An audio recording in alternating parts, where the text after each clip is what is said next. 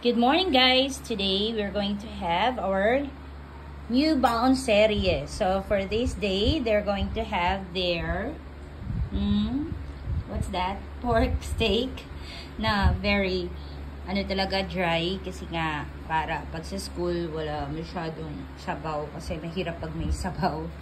Okay, and they have also their rice. Ayan. So it's very yummy talaga kasi it was marinated since last night. Yan. Meron yung lemon juice. And then sugar. Yung ganon. So, naggaano yung sweetness and sourness. So, it's really very yum. I know that they're going to enjoy this dish na gawa ni mommy. And then, for their snack, they have their pansit canton. Lado tayo kay daddy nito. But of course, ayan, konti lang naman yan, daddy. This is a cheat day again.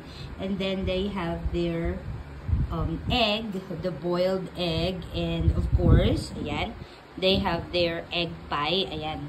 So, very nutritious din yan. And they have their sky flakes. Actually, kakaiba din yung mga anak ko, guys. Kasi yung sky flakes, nilalagyan nila yan ng Nutella fillings yan. So, gustong-gusto nila yan. And then, they have their candy worm ba yun ang tawag nila dito.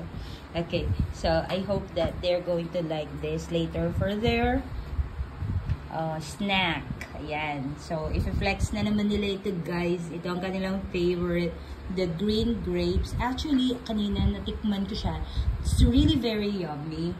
And then, para mas lalos lang mainganyo na kumain, I put there some toothpick.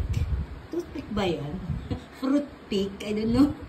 Ayan, pinabili nila yan sa akin sa TikTok.